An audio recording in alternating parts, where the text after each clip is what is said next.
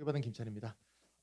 장성군 제가 처음 초대받아서 왔는데요. 오다 보니까 너무나 아름답고 노란색으로 또 치장이 쫙 돼 있으니까 굉장히 색다른 느낌을 받았습니다.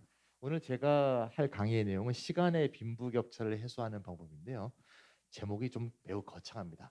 제목만 보면 꼭 어떤 우리 삶의 태도라든가 어떤 삶의 방식에 대해서 뭔가 말을 하는 그런 강의가 아닐까 이렇게 생각하기 쉬운데 사실은 사회와 경제에 대한 얘기를 하는 강의니까 애초부터 그렇게 좀 주목을 해주시면 좋지 않을까 싶습니다.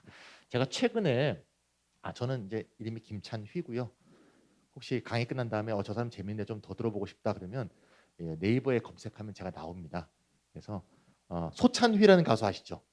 네, 네, 소찬휘 아니고 김찬휘다 이렇게 기억하시면 잘 외울 수 있습니다. 혹시 이름을 잘 틀리는 분들이 있어서 유튜브에 가면 제가 김찬휘 TV라는 매체를 운영하고 있으니까 복습은 저기로 해주시면 될 것 같습니다. 얼마 전에 제가 국가에서 운영하는 국가평생교육원이라고 있습니다. 거기서 강의를 하러 갔어요. 여러 사람이 이제 앞에 교수님들이 한 3명 강의하고 제가 이제 4번째 강의인데 앞에 교수님들이 강의를 하는데 이런 강의를 하더라고요. 우리가 시간의 주권과 시간을 우리가 잘 활용하지 못하는 이유는 일에 대한 관념이 잘못됐기 때문이다. 제 얘기 아닙니다. 그 교수님 얘기입니다. 아주 젊은 교수예요. 일을 일이라고 보고 일에서 흥미를 못 느끼기 때문에 우리가 일하는 많은 시간이 버려진다고 생각하는 거니까 일에 대한 사고를 바꾸라 그러더라고요. 듣기에는 그럴듯해요. 그래서 어떻게 얘기하냐면 일과 놀이, 일과 놀이를 결합시킨다. 그래서 일하는 게 곧 놀이가 되도록 해라. 그래서 여러 가지 사례를 얘기하더라고요. 유튜브라든가 뭐 이렇게 쭉쭉쭉. 제가 듣고 있다 보니까 너무나 저는 공감이 안 가더라고요. 예를 들어 우리 학생들, 학생들이 많이 왔네요. 게임 좋아하잖아요. 게임 재밌죠?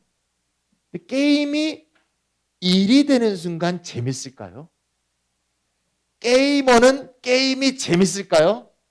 안 재밌어요. 나 요리 너무 좋아해. 요리사가 됐어. 요리사로 돈을 벌어. 요리가 플레이일까요? 요리사는요 집에 가서 요리 안 해요. 왜? 요리가 너무너무 지긋지긋하거든. 저놈의 저 담아내기. 일본 말 썼네. 저놈의 양파. 하루 종일 양파를 썰고 있는데 이게 어떻게 재밌어? 교수가 하는 소리야. 교수가 하는 소리. 교수는 왜 그런 소리를 할 수 있느냐? 생활이 보장이 돼 있거든요. 생활이 보장돼 있으면 그 외에 하는 모든 일은 플레이로 할 수 있어. 왜? 이미 보장이 돼 있잖아요. 그래서 제가 경제학도 공부를 했으니까 경제학에서 많이 쓰는 그래프 하나 갖고 왔어요. 그래프는 좀 보기도 싫죠, 학생들. 여기 성인분들도 계시지만 같이 볼게요. 이게 소득 여가 선택 모형이라는 경제학에 나오는 소득이란 말은 결국 노동으로 대치될 수 있어요. 소득은 노동을 해야 생기는 거니까. 노동 여가 선택 모형 또는 소득 여가 선택 모형이라는 유명한 경제학의 그래프입니다. 잘 보시면 이쪽이 여가 시간이에요. X축이. 이쪽이 소득이에요. 이런 얘기예요. 어떤 한 인간이 소득과 여가 시간을 어떻게 배분할 수 있을까를 자유로이 선택할 수 있다는 얘기예요. 예를 들면 이렇게 선택하면 소득 활동만 하고 여가 시간이 없는 거예요. 그럼 예를 들면 18시간 일하고 6시간 잔다. 오케이? 그 여가 시간이 제로죠. 이렇게 하게 되면 여가 시간만 있고 소득은 없는 거니까 이 중에서 어느 선에선가 하나를 인간은 선택하게 돼 있다 그 얘기예요. 그럼 어떻게 선택하냐? 이게 나중에 경제학 공부해 보시면 나오겠지만 이게 무차별 곡선이라는 건데 무차별 곡선은 뭔가 하면 요 선 위에 있으면 만족도가 다 똑같다고 보는 거예요. 여기 다 만족도가 똑같은 거예요. 그걸 이제 무차별 곡선이라고 하는데요. 무차별 곡선하고 여가 소득 직선이 만나는 요 지점에서 여가와 소득의 배분이 선택된다. 여기 선택한 순간 요만큼의 소득 활동을 하고 요만큼의 여가 시간을 벌여서 효용이 극대화된다. 이렇게 설명해요. 아유, 경제학 공부하면요 참 그럴듯해 보여요. 근데 잘 들어보시면 아시겠지만 두 가지의 큰 문제가 있습니다. 첫 번째 뭐가 틀렸냐? 전제가 틀렸어요. 사람이 여가와 소득 활동을 자유로이 선택할 수 있느냐? 막 넘어가네요. 잘못 들었습니다. 자유로이 선택할 수 있느냐? 그렇지가 않다는 거죠. 예를 들면 오늘은 8시간 일하고 내일이 6시간 일하고 그 다음 날은 3시간 일하고 나 선택을 잘못한 것 같아. 내일 오늘 1시간만 일하지. 그렇게 일할 수 있는 사람은 아까 말했던 교수나 가능한 거예요. 대부분의 집은 내가 공무원이야. 오늘 8시간 일했더니 나 여가 시간 너무 줄었던 것 같아. 군수님 내일 3시간만 일할게요. 그게 뭐야? 그런 세상이 어딨어? 그런 세상은 없어요. 그러니까 이게 마치 오락처럼 마우스를 움직이는 것처럼 왔다 갔다 할 수 있다는 전제가 틀렸어요. 경제학이 대충 그런 잘못된 전제에 갖고 있어요. 가장 큰 문제가 뭐냐? 여기서 효용극대화가 이루어졌다고 보자 이거야. 보자 했을 때 소득이 요거거든요. 근데 문제는 요 소득이 충분히 먹고 살 수 있으면 한 소득이어야 된다는 전제가 있어요. 거기에 대해서는 경제학은 관심이 없어요. 여기서 결국은 문제가 생기는 거예요. 그래서 여기서 결정된 이 여가 시간에서 당연히 이 여가의 어떤 극대화랄까? 효용의 극대화. 그 다음에 얘기했던 시간의 주권 이런 게 생기지 않기 때문에 이 소득이 부족하게 되면 인간은 이쪽으로 넘어갈 수가 없고 자꾸 일로 넘어갈 수밖에 없는 그런 필연적인 강제가 존재하게 되는 거예요. 사회 속에서. 실제로 사회 속을 한번 보면 제가 아까 너무 넘기다 나왔는데요. 요새 하도 편리한 세상이 됐다면서 우리 어머니 만나면 우리 어머니 88세고 아버님이 92세인데 아버님은 이제 좀 기력이 쇠하셔서 잘 말씀을 못 하시는데요. 어머니는 말씀 많습니다. 요새 세상이 얼마나 좋냐. 밤에 주문하면 아침에 와. 얼마나 세상이 좋아요. 대표적인 거 3개를 한번 지금 했습니다. 쿠팡의 로켓 배송, 신세계 새벽 배송, 마켓의 샛별 배송. 이 샛별 배송은 제일 기분 나빠 이름.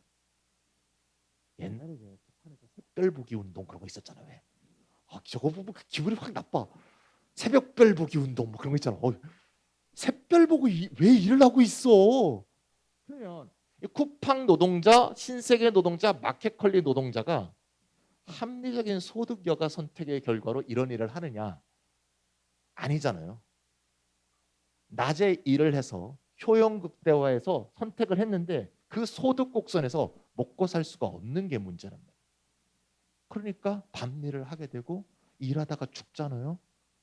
로켓 배송으로 죽은 노동자가 벌써 20명이 넘었어요. 근데 왜 죽는지 입증을 못하니까 산재도 인정을 못 받아갖고 이런 일들이 계속 벌어지고 있죠. 그래서 저는 시간의 빈부격차라는 것은 시간만의 문제 또는 시간과 소득의 분배 선택을 잘못해서 시간의 빈부격차가 생기는 게 아니라 이 시간의 격차는 결과적으로 사회적으로 강제는 노동의 여집합일 뿐이다. 노동하고 남는 시간이 여가인 거고 여가를 많이 못 누리는 사람은 노동 시간이 많기 때문에 여가를 못 누리는 거지. 그러니까 결국 시간의 빈부격차라는 건 결국 소득의 빈부격차의 결과일 뿐이다는 거예요. 그래서 저는 공허하게 일할 때 즐겁게 해라. 또 여기 오다 보니까 워라벨 뭐 있더라고요. 워라벨이란 말 참 싫어하는데 말은 좋아요. 워크, 일과 레저를 잘 이렇게 밸런스를 유지하라는 거 아니에요. 워라벨이라는 게 그게 일부 사람만에 쓸 수 있는 용어가 될 때는 그건 부정의한 거죠. 불이한 거죠. 그러니까 제가 말하고 싶은 거는 노동 시간을 아무리 늘려도 충분한 소득이 보장되지 않을 때는 시간 주권은 제로가 된다. 시간 주권을 우리가 늘리고 싶다고 한다면 어떻게 노동 시간을 줄일 것인가를 얘기해야지 일하면서 즐거워라고 하면 시간 주권이나 시간에 대한 즐거움이 생기지 않는다는 거예요. 그래서 우리가 시간의 빈부격차를 얘기할 때 가장 관심을 가져야 될 것은 어떻게 하면 노동을 줄일까? 어떻게 하면 소득의 격차를 줄일 수 있을 것인가? 이거에 대해서 우리가 실제로 고민을 해야 된다. 이렇게 해서 오늘 주제가 사회 경제 얘기가 될 수밖에 없는 겁니다. 제목 때문에 좀 미끼로 오신 거 있으면 좀 죄송합니다. 아니죠? 계속해도 되죠? 예, 오늘 이렇게 학생들이 많이 올 줄 몰랐어요. 자, 그래서 소득 보장에 대한 얘기를 좀 해보려고 합니다. 자, 소득 보장을 얘기를 하면 말이죠. 저번에 제가 하남시에 가서 강연을 하고 있는데 어떤 어르신 한 분이 이렇게 막 있으시다가 제 강의를 듣다가 1부 끝나고 쉬는 시간에 막 나가셨어요. 나가면서 저한테 막 욕을 하셨어요. 아니 젊은이들한테 교육을 시켜야지. 교육 일자리를 보장해야지. 소득 보장을 하면 어떡해? 이러면서 가시더라고요. 그래서 근데 어르신 그 교육을 받고 대학을 나온 사람이 다 원하는 일자리를 다 얻을 수 없으면 어떻게 됩니까? 일자리가 원하는 일자리가 충분치 않잖아요. 이미 세상은 안 그렇거든요. 예를 들면 우리가 대학 졸업생이 한 50만 명이에요. 연간. 50만 명이 원하는 직장 예를 들어 대기업이라고 해봅시다. 대기업은 1년에 3만 명도 안 뽑아요. 그러면 47만 명이 원하는 직장은 없는 거잖아요. 어떻게 보면요. 그러니까 교육을 시켜서 일자리를 줘야 된다? 말은 맞는데 현실이 이미 그러하지 않거든요. 그럴 때 더 열심히 공부해라 하는 얘기는 이건 3만 명 안에만 들어가라. 그 안에 들어가지 않은 모든 너는 루저야 이런 얘기인데 사회가 그렇게 말하고 있으면 안 되잖아요. 그래서 이거에 대한 얘기를 많이 고민을 했습니다. 제가. 그래서 오늘 그 얘기를 같이 한번 해보려고요. 소득 보장 왜 필요한가 여러 가지 얘기할 수 있는데요. 세상이 너무나 불평등해졌어요. 우리가 사실 못 느껴요. 왜 못 느끼나 하면 이 격차를 느끼려면 저기 있는 사람을 알아야 되는데 아는 사람이 없어. 그 사람들이 어떻게 사는지 사실 잘 몰라. 가끔 TV에 나오죠. 저희 아들이 지금 군대 가 있는데요. 그래서 이제 평택에서 근무하고 있습니다. 야, 요새 왜 젊은이들이 주식 투자를 많이 하니? 그러니까 딱 얘기하더라고. TV에 나오는 대로 살 수가 없으니까 그렇지. 돈 벌어갖고. 너무나 쉽게 얘기하더라고요. TV에 보면 왜 그렇게 연예인들 집 구경하는 게 많이 나와? 한강변이 보이는 뭐 어쩌고 어머 몇 평이에요? 86평이에요. 뭐 그런 PD 애들이 진짜 일하기 싫어서 쉽게 찍으려고 그런 프로가 나오는 거예요. 이유는 아주 간단한데 엮으로 좀 셌습니다. 얼마나 소득 불평이 되는가 외국 얘기 한번 해볼게요. 미국 얘기를 우리가 제일 가까운 나라 미국. 이게 미국의 80년이에요. 1980년. 여기 2015년입니다. 몇 년 지났죠? 35년이 흘렀어요. 잘 보시면 이 파란색이 미국의 하위 50%의 사람의 소득을 다 더한 거예요. bottom 50%라고 써 있죠? 네. 하위 50%다 더한 소득이 20%, 국민 소득의 20%였어요. 보이시죠? 요거는 상위 1%예요. 상위 1%. 미국 인구는 3억 정도 됩니다. 상위 1%면 300만 명 정도겠죠? 상위 1%의 소득이 여기였어요. 소득 불평등은 나쁜 건 아니에요. 소득 불평등은 당연히 생기죠. 생기는 거고 소득 불평등이 어느 정도 있는 거는 나쁜 게 아닙니다. 이 정도 사회는 괜찮은 사회예요. 하위 50%가 20%, 상위 1%가 10%. 근데 35년 사이에 어떻게 됐나 보세요.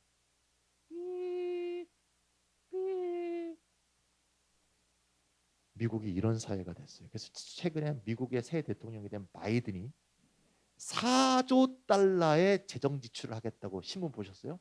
4조 달러. 우리나라 돈 얼마예요? 5천조. 5천조 재정 투자를 한대요. 왜? 너무 심각하니까 세상이. 특히 코로나로 빈부격차는 더 커졌거든. 코로나로 직장 잃은 사람들은 완전히 나락으로 떨어지고 있고 금융하는 사람들은 계속 더 잘 살지 어떻게 보면. 이런 문제가 있으니까 4조를 줬다. 4조 달러. 어마어마하잖아요. 그럼 미국에서 이런 소득 불평등은 왜 생겼느냐? 미국의 가장 큰 이유는요. 이거예요. 미국은요. 세금을 정말 많이 깎아왔어요. 지난 35년 동안. 이런 것도 어떻게 학생들은 좀 공부해두면 알만합니다. 굉장히 중요한 얘기입니다. 한번 보세요. 예, 아마 처음 듣는 분들 많을 거예요. 91% 보이죠. 학생들은 소득세를 안 내봤겠지만 여기 어르신분들은 다 또는 성인들은 소득세를 내봤을 겁니다. 소득세는요. 여러분들 학생들 누진세라고 배워봤어요? 누진세? 예. 얘기가 좀 어려워지니까 한두 명씩 약간 줄고 있는데 열심히 듣는 분들을 위해서 열심히 하겠습니다. 누진세는 뭔가 하면요. 소득 구간에 따라서 소득세율이 다른 거예요. 예를 들면 요 구간에서는 15%, 요 구간은 20%, 요 구간은 30%. 소득 구간이 높아지면 소득세율이 높아지는 걸 누진세라 그래요. 누진세 영어로 뭐라 그러는지 아세요? 오늘 학생들이 많으니까 자꾸 영어 얘기 많이 하네. 프로그레시브 텍스예요. 프로그레시브 텍스. 재밌지 않아요? 프로그레스가 영어로 진보잖아요. 누진세란 말과 진보적 세금이란 말이 뜻이 같아요. 안 까먹을 것 같죠? 네. 프로그레시브 텍스인데 누진세. 사실은 누진세를 안 해도 부자는 세금을 더 내게 돼 있어요. 왜? 1,000만 원 번 사람이 10% 내면 100만 원 내잖아. 1억 번 사람이 10% 내면 1,000만 원 내잖아. 그런데 똑같이 세율을 안 하고 세율 자체를 높이는 게 지금 모든 자본주의 사회의 그냥 상식이야. 왜 그렇죠? 소득이 많을수록 불로소득분이 많다 이거야. 소득이 클수록 당연히 불로소득이 많으니까 세율도 높여야 된다. 이게 누진세의 정의예요. 안 그런 나라가 없어요. 네. 모든 자본주의가 다 그래요. 그래서 미국이 어땠냐? 미국은 자본주의의 본산이잖아요. 그러면 세율이 막 높아지다가 최고 세율이 제일 높은 구간, 제일 높은 구간 최고 세율이 미국이 제일 높았을 때가 언제냐? 91%예요. 20년 동안 소득세 최고세율이 91%였어요. 어느 구간이었냐면 그때 구간이 40만 불 이상 번 구간에 대해서는 세금을 91% 내라 이 말이에요. 40만 불이면 지금 돈으로 보면 4억 좀 넘죠. 근데 제가 조사를 해봤어. 인플레이션이 있잖아요. 인플레이션이 몇 배가 됐나 그랬더니 저 때에 비해서 지금 미국이 인플레이션이 8배가 됐어요. 그럼 지금으로 환산하면 32억보다 높게 번 돈 구간. 예를 들면 32억이라고 내가 100억을 벌었어요. 그럼 32억부터 100억 사이의 구간에 대해서는 번 돈의 91%를 세금으로 내라 이 얘기예요. 이해가십니까? 이때가 미국이 제일 중산층이 폼 잡고 잘 살던 시절이에요. 50년대, 60년대 미국의 중산층 아메리칸 드림의 시대가 바로 이때. 불로소득에 대해서 강한 누진세로 강하게 세수를 걷어들이고 이거를 여기 좀 오면서 제가 놀랐는데 장성군에 수영장이 있더라고요. 이 군에 이런 수영장들이 다 있어야 돼요. 문화시설, 의료, 문화, 교육 이 세 개가 있으면 다 지방이 살 수가 있어. 이 시설이 절대적으로 부족한데 이거 딱 눈에 딱 들어오더라고 수영장이. 야 훌륭하다. 저렇게 세상이 바뀌어야 된다. 그래야지 도시 문제도 해결할 수가 있거든요. 어쨌든 간에 저랬어요. 그런데 80년부터 왜 그런 일이 생기나 보세요. 이러다가 80년에 미국의 대통령 유명한 대통령이 있습니다. 아마 어르신들 아실 텐데 로널드 레이건이라는 대통령이 나와서 세금을 깎아주기 시작해서요. 80년에 최고세율을 50%까지 떨어뜨렸습니다. 와. 그다음 얘는 누굴까? 28% 최고세율을 28%까지 떨어뜨린 대통령. 유명한 대통령이죠. 조지 부시 대통령. 이런 애들이 세금을 막 뚝뚝뚝 떨어뜨리는 거예요. 왜? 조지 부시 텍사스 최고 부자입니다. 그래서 어떻게 했냐? 39.6%는 누구냐? 오바마가 최고세율을 39.6%까지 올렸어요. 근데 트럼프가 대통령이 되면서 다시 37% 떨어뜨렸고 아직 37%가 최고세율이에요. 이때하고 비교하면 굉장히 적죠. 제가 왜 미국 얘기를 하나 하면요. 39.6% 최고세율을 37% 낮추겠다는 게 트럼프의 대통령 공약이었고요. 대통령이 되고 나서 그 공약을 실천했어요. 어른들한테 한번 좀 물어보겠습니다. 정치인이에요. 제가 정치에 딱 나와서 여러분들 세금을 줄여주겠습니다. 그럼 기분 좋아요, 나빠요? 기분 좋죠. 세금 내고 싶어 하세요. 어디서 저도 내기 싫어요. 아유, 세금 내기 싫어. 그러니까 트럼프가 어떻게 당선됐냐? 세금을 줄여주겠다는 게 중요한 공약이에요. 여러 가지 공약이 있는데 그러니까 막 뽑는 거죠. 다음 여기 질문. 트럼프가 대통령이 되고 나서 서민들의 세금을 깎아줬을까요? 안 깎아줬을까요? 내가 이렇게 물어보면요. 우리나라 국민들은 답이 뻔해. 안 깎아줬다. 우리나라 국민들은 정치인은 다 거짓말한다고 생각하기 때문에 정치인 말을 당연히 어길 거라고 생각하고 대답하는 거예요. 미국은 그러면요. 4년 뒤에 재선이 안 돼요. 4년 동안 너 거짓말했지. 너 거짓말했지. 너 안 깎았잖아. 안 깎았잖아. 계속 매일 방송하기 때문에 안 돼요. 반드시 깎아줘요. 서민 세금을 깎아줬습니다. 그래서 제가 계산해봤어요. 어떻게 됐냐. 미국에서 연간 소득 2만 불인 사람, 연간 소득 2만 불이면 연간 겨우 2,300만 원 버는 거예요. 우리나라도 서민이지. 미국은 당연히 서민이죠. 서민이 세금이 얼마나 깎아줬냐? 누구 덕분에? 트럼프 덕분에. 세금을 얼마 깎아줬나 보세요? 40만 원이 줄었어요. 기분 좋을까요? 나쁠까요? 너무 좋죠.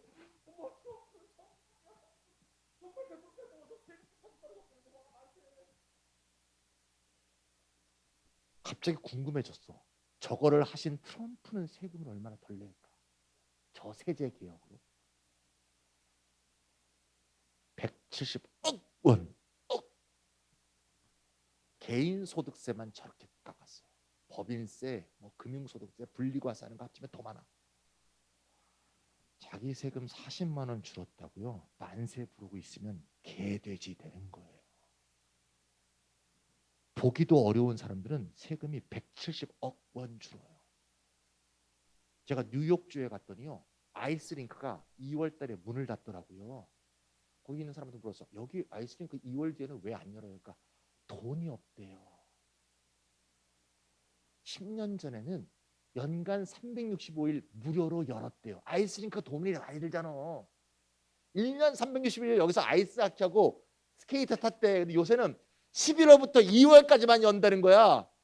왜 그렇게 됐어요? 그 사람은 대답을 못해. 나는 알지. 이렇게 됐으니까 그렇지.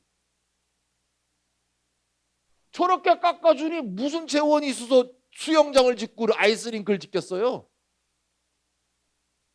내년에 대통령 선거가 있잖아요. 대통령 선거 끝나고 여러분들 정치인을 볼 때 제일 나쁜 정치인이 이거예요. 세금은 줄여주고 복지를 늘리겠다. 이거는 개자식이에요. 완전 거짓말쟁이에요. 그럴 일은 세상에 절대 없어요. 세금을 깎아준다는 건요, 왼쪽을 미끼 삼아서 지 오른쪽 깎으려는 거예요. 정말 나쁜 술책입니다. 두 번째로 나쁜 정치는 이거예요. 세금은 안 늘리고 복지를 늘리겠다. 이것도 아주 개코만큼 복지가 늘어날 거예요. 복지를 늘리려면요, 세금을 늘려야 돼요. 세금을 늘리면요, 당연히 불로소득자가 많이 내게 돼 있어요. 트럼프는 부동산 재벌인 거 아시죠? 주요 수익이 부동산이에요. 여의도 가보세요. 트럼프 타워라고 있어요. 그거 트럼프가 하는 거예요. 트럼프가 하는 회사에 한국에서 한국지사에서 만든 트럼프 타워 이름 불러요. 아시겠죠? 미국 얘기는 세금 얘기하려고 하는 거예요. 세금. 그래서 근데 우리나라 사람들이 왜 세금에 대해서 불만이 많냐면 세금을 냈을 때 이게 정당하게 쓰이지 않고 뭔가 어디서 세고 있는 것 같은 느낌이 들거든. 그러니까 세금에 대한 불신이 있는 거예요. 이 문제는 동시에 해결해야 된다는 것도 생각을 해보자 이거죠. 미국 얘기했으니까 이제 한국 얘기해 볼게요. 이게 한국입니다. 막 글자가 깨졌습니다. 아, 폰트가 달라서 그렇구나. 어떡해 이거? 이게 깨져버렸네. 미리 제가 봤어야 되는데. 제가 설명드릴게요. 여기가요. 요게 한국의 1995년이에요. 95년. 제목 보세요. 한국 상위 10%의 소득. 한국 상위 10%. 있겠죠? 상위 10%. 1995년에 29%였어요. 1995년에 상위 10%가 29%의 소득을 가져갔다. 괜찮은 사회였습니다. 여기 어르신분들 다 기억하실 텐데 1990년대가 우리나라가 제일 살기 좋았던 시절입니다. 혹시 90년대 왜 학생들도 90년대 관계된 무슨 뭐 옛날에 토토가 그런 프로그램도 하고 있었던 거 기억나요? 90년대 노래 트는 쿨 뭐 서태지 뭐 듀스 뭐 이런 90년대 굉장히 댄스곡도 많고 음악이 굉장히 활기찼어요. 길거리 지나간 사람의 옷차림도 제일 활기찼던 때가 90년대야. 왜냐? 80년대 때 우리나라가 굉장히 경제 성장을 많이 했어요. 정치적으로는 군사 독재였는데 경제적으로는 성장을 많이 했어요. 왜? 3조 호황이라 그래서요. 이자율도 낮고 환율도 낮고 그래갖고 원유도 낮고 유가도 낮고 이 세 가지가 다 요금이 낮아. 경제 성장이 많이 발생했고요. 87년에 민주화가 되고 88년에 노동자들이 많이 노동운동을 해서 많이 저쪽만 가던 돈을 이렇게 많이 분배를 끌어왔어요. 그 결과로 90년대가 굉장히 풍족하게 살았어요. 나름대로. 그래서 어떻게 됐냐? 상위 10%가 29%였어요. 근데 이게 언젠가 하면 이게 2013년이야. 몇 년 지났죠? 18년. 18년 만에 상위 10% 소득이 45%가 됐어요. 요 사이에 뭐가 있었는지 알죠? IMF 위기. 최근에 노동연구원, 통리실사랍니다. 통리실사나 노노연구원이 발표한 거에 따르면 2017년에는 상위 10% 소득이 50.6%를 돌파하고 돼 있어요. 제가 왜 2013년 얘기를 했냐면 2013년이 한국이 아시아 1등이 됐어요. 뭐 1등? 소득 불평등 1등. 근데 소득 불평등을 얘기하면 이제 당연히 경제학 책에 나오는 얘기를 할 수밖에 없어요. 소득 불평등이 발생하면 경제학 책에 뭐라고 되어 있냐면 이렇게 써 있어요. 경제학 책에는 자본주의 경제는 생산력 발전에 아주 탁월한 능력이 있다. 하지만 나쁜 점이 소득 불평등이 너무 많이 발생한다는 것이다. 따라서 조세를 활용하여 소득 재분배를 해야 된다고 경제학 원론에 딱 써 있어. 그런데도 불구하고 우리나라 사람들은 재분배란 말을 들으면 굉장히 기분 나빠하는 사람들이 많아요. 아까 나갔다는 하남시 어르신도 마찬가지인데 아니 부자가 된 거는 열심히 일해서 부자가 된 건데 열심히 일한 돈을 뺐으면 누가 열심히 일하겠어. 소득 재분배 자체가 시장에서 벌어들인 데서 먹고 살아야지. 시장에서 벌인 소득을 재분배를 해. 이거에 재분배에 대해서 반감을 갖고 있는 국민들이 우리나라 굉장히 많아요. 그렇게 교육을 받아온 거죠. 사실 경제학 원론만 봐도 그렇게 안 써 있는데 그래서 저는 그래서 좀 생각을 했어요. 그분 말씀을 들으면서 그래. 이 부자가 된 게 열심히 일해서 된 거면 그거는 재분배하면 안 되겠다. 그냥 둬야겠다. 이런 생각이 들었어요. 그래서 한번 궁금해서 알아봤어. 이 상위 10%는 어떻게 이 소득이 갑자기 급성장을 했을까? 그래서 한번 알아보니까 요새는 말이죠. 유튜브에 너무 가짜 뉴스가 많아서 말로 하면 안 믿어. 통계와 수치를 갖고 얘기를 하지. 그것도 공인된 수치. 제가 통계가 많이 나옵니다. 이거는 한국노동연구원이 2019년에 발표한 자료입니다. 총리실 산하에서. 이게 저는 이런 자료를 만들 수가 없어요. 우리나라는요, 이 소득 자료하고 세금 자료를 개인에게 공개하지 않아요, 연구자한테. 우리가 북유럽이 복지국가라 그러잖아요. 북유럽은 참 재밌는 나라가, 북유럽은 매년 12월에 그해 소득 통계하고요, 그해 세금 통계를 전부 공개해요. 김찬이 35억 벌었는데 세금 17억 원 내다, 딱 써이 나와요. 올해의 세금 왕 이래갖고. 그러면 그 한 달 동안 김찬이가 어깨 힘주고 다니는 거야. 야, 내가 17억 냈다. 니들 내 덕분에 수영장 다니는 거다. 이거 다니는 거야. 나 이거 참 좋은 사회 같아. 스웨덴 갔더니요. 스웨덴 재밌어요. 거기는 내가 재밌는 얘기 해볼게요. 수영장인데요. 수영장이 무료예요. 거기는 다 무료. 여기 1,000원 받죠. 이것도 한번 생각해 보세요. 무료인데요. 돈을 낼 때가 있어요. 어떻게 돈을 내냐? 수영장을 열심히 안 나오면 돈 낸대. 그러니까 열심히 나오면 계속 무료야. 근데 이번 달에 자기가 약속한 것보다 한 5일 덜 나왔어. 너무 많이 빼먹었어. 아프지도 않았어. 정당한 이유가 없어. 의료보험도 안 이용했어. 그러면 그 다음 달에 약간 낸대요. 예를 들면 한 10,000원 정도. 그 10,000원을 안 내려고 열심히 나온대. 그러다 보니까 어떤 놀라운 결과가 생기냐? 의료보험비가 덜 나간대요. 사람들이 열심히 수영을 하게 되잖아. 야, 이런 게 뭔가 긍정적 순환이 아닌가. 세상은 이렇게 돌아가야 되는 게 아닌가 하는 생각이 딱 들었어요. 그래서 그런 나라예요. 우리나라는 이런 자료를 안 줘요. 그래서 이런 국가연구원이나 자료를 받아봐요. 한번 볼게요. 이게요. 10% 있잖아요. 10%를 세 개로 쪼갠 거예요. 한번 잘 봅시다. 까만색 동그라미. 이게 1%예요. 상위 1%. 상위 1%가 진짜 부자겠죠. 네. 제 친구 몇 명 압니다만 상위 1%. 여기 요거예요. 됐죠? 그다음에 1에서 5%. 요게 요거예요. 요거 1에서 5%. 삼각형 동그라미. 얘가 5에서 10%. 이렇게 보이시죠? 보이죠? 네. 잘 보세요. 상위 1%, 1.1에서 5%, 5에서 10%가 전부 다 소득이 급성장한 때가 언제죠? 요 10년이에요. 97년에서 2007년. 왜 그랬을까요? 97년에 IMF 위기가 났기 때문이에요. 경제 위기야말로 가난한 사람은 길거리로 나앉고요. 부자는 부자가 되는 가장 좋은 시기가 경제 위기예요. 불로소득자가 제일 좋아하는 게가 경제 위기입니다. 내가 예를 들면 집을 샀어요. 3억 대출을 받아서 집을 샀어요. IMF 때 어르신들 다 기억할 거예요. 이자율이요 28%까지 갔어요. 1년에 이자율이 28%, 100만 원을 꾸면요. 은행 이자가 28만 원이야. 은행 이자가 사채가 아니고. 이자 갚다가 못 갚아갖고 경매 처분합니다. 보통 서민들이. 그럼 경매로 나오면 부자들은 돈이 남잖아요. 척 사. 얼마에? 한 3억에서 가만 갖고 있으면 10억 되겠죠. 그래서 경제 위기가 발생하면 이런 일이 생기는 거예요. 안타까운 것은 이 10년이 바로 국민의 정부 15년, 참여정부 5년 그 10년이에요. 정치적으로 민주화가 된 이 10년에 소득 불평등이 어마어마하게 생겼어요. 그래서 노무현 대통령이 말년에 이런 말을 했죠. 유명한 말. 권력은 시장으로 넘어갔다. 유명한 말을 남겼습니다. 내가 청와대에 앉아보니 내가 못하겠다 야 이거를. 시장 강자들이 다 헤쳐먹는다 이거. 나 이거 잘못된 거 아는데 어떻게 못하겠다. 권력은 시장으로 넘어갔다. 제가 그때 그 말을 딱 듣는 순간 참 참담하더라고요. 근데 잘 보세요. 여기 내가 하려는 게 그 얘기가 아니에요. 2007년 이명박 정부 때부터는 얘네들은요 성장하긴 성장하지만 성장이 둔화됐죠.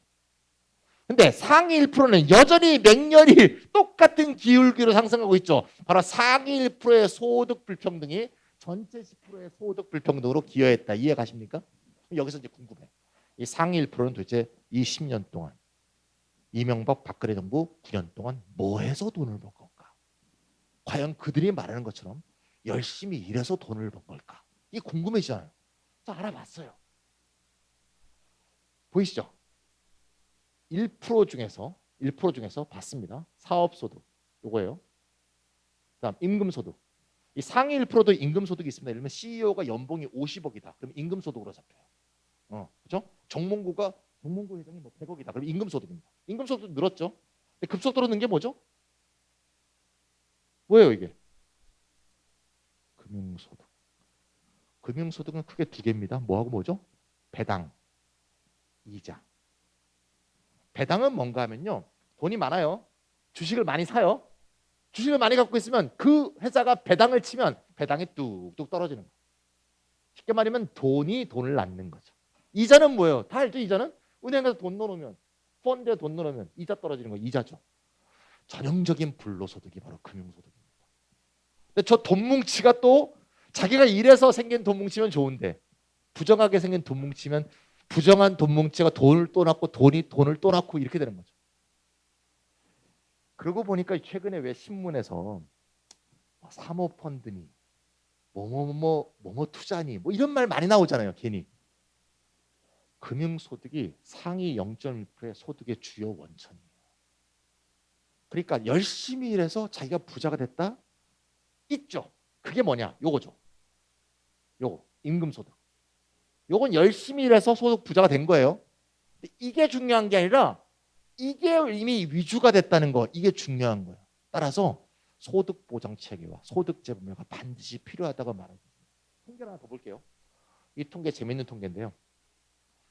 2017년에 공개됐어요. 2017년에 이 국세청 자료인데요. 국세청 자료가 원래 나오지 않아요. 2017년에 흘러나왔어요. 그래서 제가 그거를 표로 만든 겁니다. 2017년에 왜 흘러나왔을까요? 2017년에 뭐가 있었죠? 우리나라는? 여기서도 있었나? 서울에는 굉장히 크게 일어나는데 촛불 시위입니다. 네. 정치적으로 막 격변이 일어나잖아요. 이런 자료가 흘러나와요.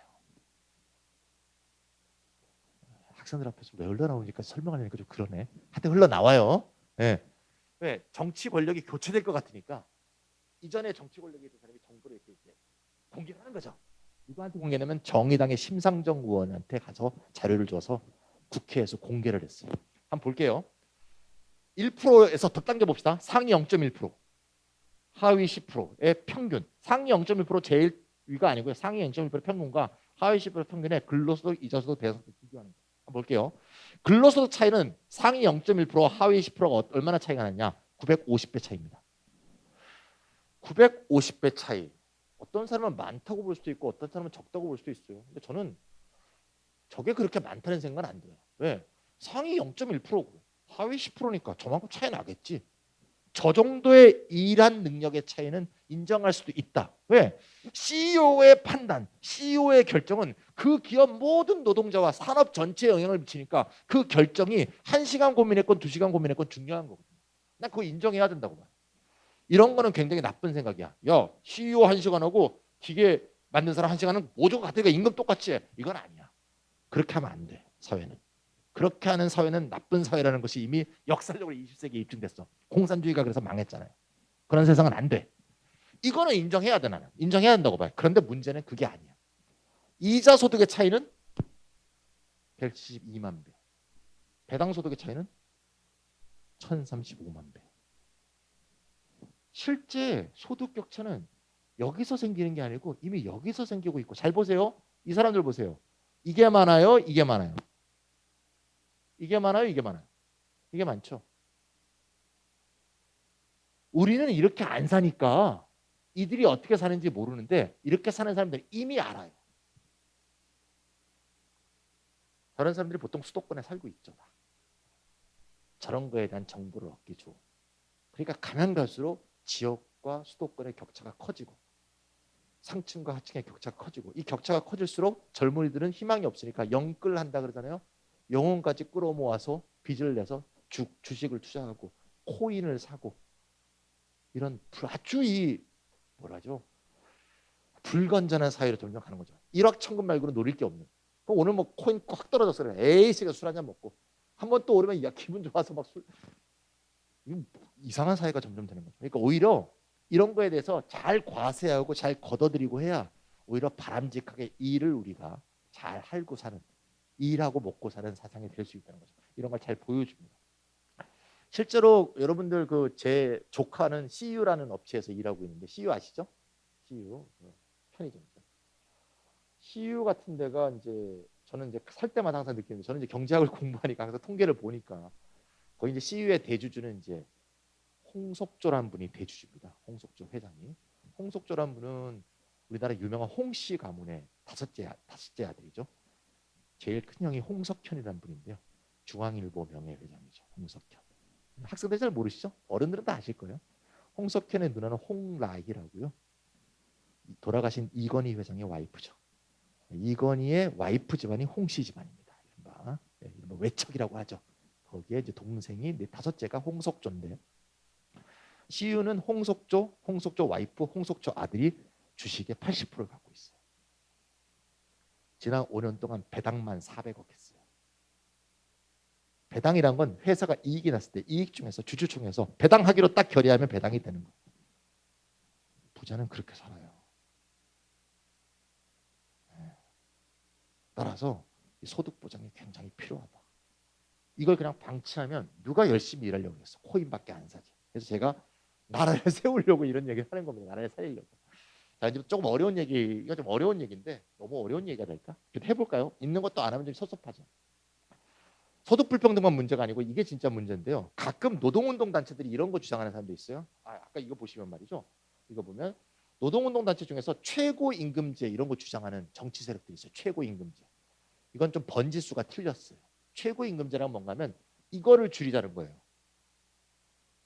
이 차이가 너무 많이 생기니까 임금, 최고임금을 정해서 이걸 끌어내리자. 예를 들면 6억을 2억까지 끌어내리자. 굉장히 공평해 보이잖아요. 세상 돌아가는 걸 모르고 하는 소리예요. 그런데 이 사람들은 내 격렬히 저항하죠. 야, 이거는 사회주의적 발상이야. 그러면 하는데 사실 속으로는 그럴 거야. 저 바보들 다 있어 저거. 내가 이거로 먹고 사는 줄 알아? 나 이거로 먹고 살아 이 바보들아. 근데 절대 그렇게 말을 하지 않죠. 나는 그걸 보고 있으면 참 쟤네들 세상 모른다. 더 중요한 게 이런 게 있습니다. 좀 어려운 말을 썼죠. 학생들 좀 어려운 말인데 우리 영어가 많이 나요. IPP인데요. Intellectual Property Production이라고 하는데요. 지식 재산 생산입니다. 지식 재산 생산 말도 더럽게 어렵네. 지식 재산 생산이라는 건 뭔가 하면요. 물건을 만들지 않는 건 다 지식 재산 생산이에요. 물건을 만들지 않는 거. 예를 들면 네이버에서 나오는 모든 콘텐츠 이런 게 지식 재산 생산입니다. 우리가 아까 봤죠? 버터 춤추는 거? 이게 물건이 아니잖아요. 이게 다 지식 재산 생산이에요. 그것과 노동소득 분배율 하락이라는 얘기입니다. 볼게요. 여기 노란색 보입니까? 노란색? 이게 뭔가 하면요. 트래디셔널이라고 써 있네요. 전통적 제조업의 노동소득 분배율이에요. 전통적 제조업의 노동소득 분배율. 47년부터 2013년까지입니다. 미국이요. 전통적 제조업의 노동소득 분배율. 노동소득 분배율은 뭔가 하면요. 기업이 돈을 이만큼 벌었어요. 배당으로 가는 이윤하고요. 노동자한테 임금으로 주는 거에 비율을 말하는 거예요. 임금으로 쏘는 부분의 비율을 노동소득 분배율이라고 합니다. 이해가셨죠? 네. 그러니까 노동소득 분배율이 높아야 임금으로 가져가는 전 사회적 몫이 커지는 거예요. 일반 사람들이 더 부유해지고, 그죠? 배당으로 아까 배당 400억 얘기했잖아요. 그건 좀 줄어들고 200억 꺼자시더라 무슨 400억이나 배당을 쳐 이렇게 되는 게 노동소득 분배율이 커지는 거예요. 근데 지난 70년 동안을 보니까 이 전통적 산업의 노동소득 분배는 큰 변화가 없어요. 요거는 뭐냐? 요거는 말이죠. 에그리게이트라고 있죠. 에그리게이트라는 건 전부란 뜻이에요. 전부. 전통적 산업에다가 새로 생긴 지식재산 생산을 다 더한 전부가 이렇게 되고 있다는 거예요. 그러니까 요 수치는 요 수치에 얘를 더한 게 요거예요. 그러니까 요게 떨어지고 있는 이유는 얘 때문이죠. 즉 지식재산 생산은 노동소득 분배율이 떨어지게 되어 있다. 이런 걸 말하는 거예요. 이런 걸 좀 어려운 말로 4차 산업혁명 그런 말 들어보셨죠? 페이스북을 창업한 사람이 마크 주커버그잖아요. 거기 일하는 사람은 자동차 회사에서 일하는 사람만 많지가 않죠. 노동자가 적으면 월급을 좀 많이 줘도 노동자들한테 가는 돈이 적겠죠. 세상이 그렇게 변해가고 있다 그 말이에요. 그걸 잘 보여주는 게 시가총액입니다. 시가총액 이런 것도 이제 저는 1, 2, 3위 할 때 굉장히 재밌다고 보는데요. 1, 2, 3위. 시가총액은 주식 가격 곱하기 보통주 개수를 곱한 걸 시가총액이라고 하는데 옛날 같은 때는 기업을 평가할 때 어떤 기업이 이익이 많이 난다. 기업이 배당을 많이 했다. 기업 평가가 높은데 요새는 그게 아니고 시가총액이 높을 때 그 기업 가치가 크다 그래요. 시가총액이 높은 이유는 그 기업이 앞으로 미래적 전망이 좋기 때문에 그 기업 주식을 사람들이 많이 사기 때문에 기업의 주가가 자꾸 올라가는 거죠. 세계 시가총액 1위 기업은요 매일 바뀌어요. 매일 바뀌는데 작년 8월 8일 기준으로 한번 만들어봤습니다. 왜 8월 8일인가 하면 제 생일이 8월 8일이에요. 제 생일 기준으로 한번 잡아봤습니다. 생일까지 알리면서 혹시 오늘 강의가 좋았으면 8월 8일 날 생일 축하 이모티콘 뭐 기프티콘이면 더 좋아요. 보내주세요. 자, 당시 8월 8일 1위가 이게 어딜까요? 세계 시가총액 1위. 짜잔짠 짠짠짠. 학생들 맞춰보세요. 1위. 우리 저기 삼촌이 주식 사던데 애플입니다. 이 학생 딱 맞췄어요. 애플이 1등입니다. 연끌 좀 하시나요? 아니요. 애플이 1등. 총 한국 돈으로 환산했을 때 2,000조가 넘습니다. 바이든은 저거보다 더 많이 쏜다네. 2위는 어딜까요? 2위는 여기 안 나옵니다. 3위 나오네. 2위는요 아람코라고 사우디아라비아 석유 회사예요. 2019년에 상장했어요. 2위는 빼고요. 3위가 마이크로소프트입니다. 마이크로소프트 다 알죠? 4위 어딜까요? 아마존. 5위 안 나온 기업 생각하시면 됩니다. 5위 우리가 항상 검색하죠. 구글의 지주회사는 알파벳이 지주회사예요. 6위 페이스북, 7위 알리바바, 8위 텐센트. 석유 기업인 2위를 빼고요. 1위부터 6위까지. 그다음에 7위, 8위는 중국 기업이죠. 1위부터 8위까지 중에서 2위를 빼고 전부 다 지식재산 생산 기업이에요. 가면 갈수록 저렇게 되겠죠. 그러니까 노동자의 임금을 올리자. 노동자의 임금을 올리는 것도 중요해요. 노동자 입장에서는. 근데 전 사회적인 이 재화, 생산된 가치의 분배와 관계에서는요. 큰 영향을 못 미치게 돼 있어요. 최저임금을 올리죠? 그럼 임금 노동자 임금을 올라요. 근데 임금 노동자가 아닌 사람들이 너무 많고 실업자는 더 많고 최저임금 올리는 게 이 사람들하고는 아무 영향이 없게 되는 이런 문제가 생긴단 말이에요. 또는 최저임금 올리는 게 문제가 되는 사람들이 좀 이따 보게 되고요. 이러한 세상의 흐름이 굉장히 중요하다.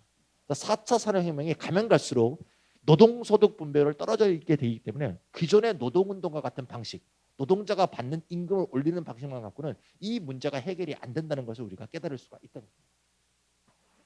최근에 KDI는 한국개발원인데요. KDI는 보통 기업 측 입장에서 연구를 하는 곳입니다. 노동자 쪽에서 입장하는 게 아니에요. KDI가 최근에 어떤 보고서를 발표했냐면 2019년 보고서인데요. 한번 읽어볼까요?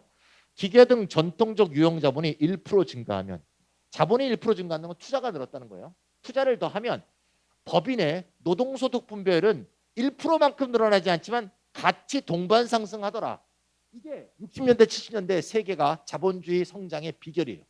자본주의가 성장하면 노동자의 몫도 그만큼 늘지 않지만 함께 따라 늘더라.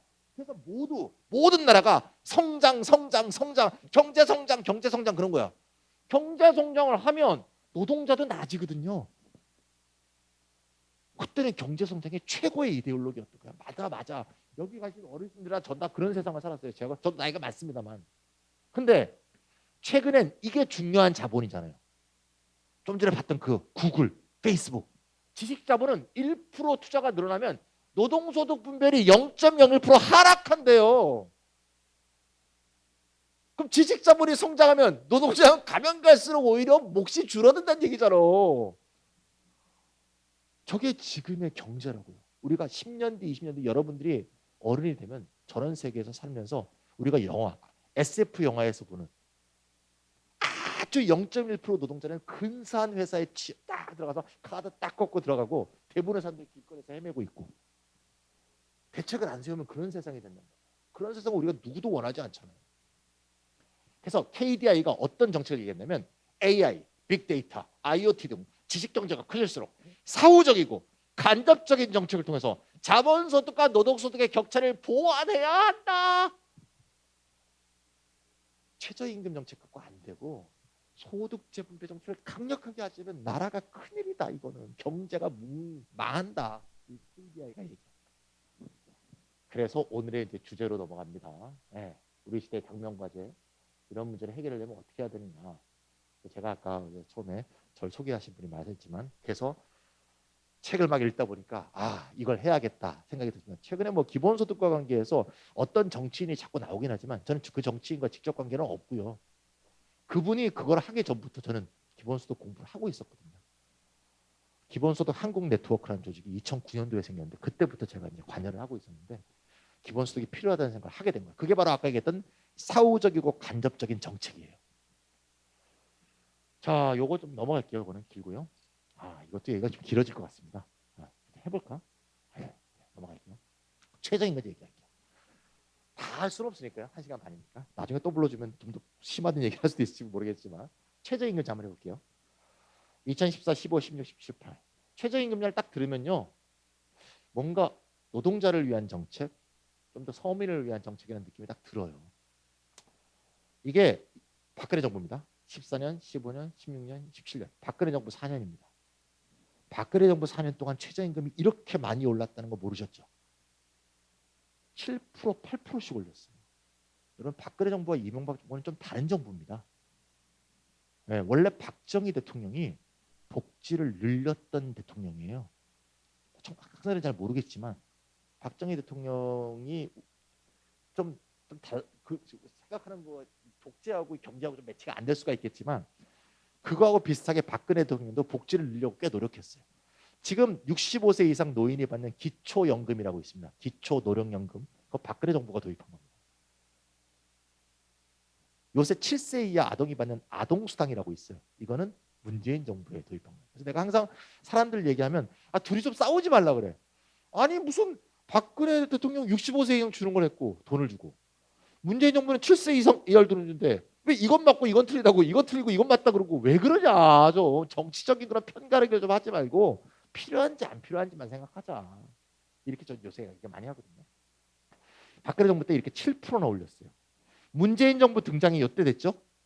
18년 때 엄청난 최저임금 올려서 사회 전체가 크게 흔들거렸죠. 흔들거렸다는 건 나빴다는 것만이 아니고 뭐 찬반영향이 컸습니다. 그 다음에도 굉장히 많이 올렸어요. 이 두 해에 굉장히 많이 올리다 보니까 막 이때 좀 난리가 났죠. 세상이.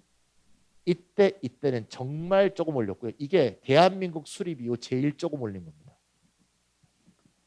놀라운 건요. 이 4년의 평균이 이 4년 평균하고 똑같아요. 참 슬픈 얘기입니다. 그러니까 이때는 별로 시끄러운 것도 별로 없었는데 이때는 시끄럽긴 했는데 결과는 똑같아. 속담 중에 이런 말이 있거든요. 태산명동의 서일필이다. 이런 말이 있거든요. 태산명동의 서일필. 혹시 국어 시간에 배우셨어요? 태산이 막 흔들려. 우와! 나라가 망하려나 봐. 가만 봤더니 산에서 쥐새끼 하나가 나오더라. 태산명동의 서일필이거든요. 전 이거 보면 그 생각나요. 뭐야 이거. 내년도 그냥 9,000원 정도에서 끝나요. 9,000 얼마로 끝나게 돼 있습니다. 그러면서 문재인 정부로 끝나게 돼 있어요. 그렇게까지 역점을 기울였던 최저임금제가 최저임금제를 누구한테 줬냐? 최저임금 노동자한테 무조건 좋죠. 최저임금 노동자는 어디서 많이 보이냐? 알바들은 다 최저임금제입니다. CU에서 일하는 알바. 그런 사람들은 최저임금제가 굉장히 좋죠.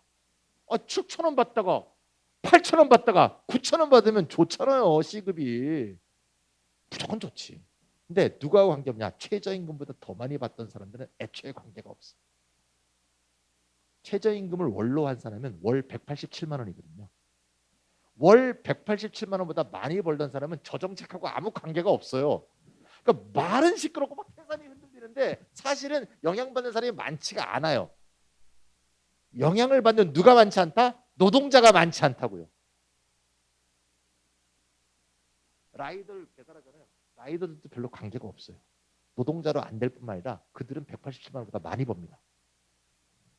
관계 없어요. 그럼 누가 관계될까요? 노동자가 아니고 이 사람들이 관계가 돼요. 그 알바 노동자한테 월급을 줘야 되는 사람. 우리나라는요 자영업자가 OECD 36개국 중에서 자영업자 비율이 제일 높아요. 여러분들 일본이 자영업자 많다는 소리 많이 듣죠? 우리 할아버지가 만든 이 장어 소스를 100년 동안 갖고 왔던 장어 소스예요. 맛이 다르죠? 뭐 이거 시간에 텔레비에 나오잖아요. 자영업자가 굉장히 많구나. 일본 자영업자 비율 10%예요. 미국은 6%예요.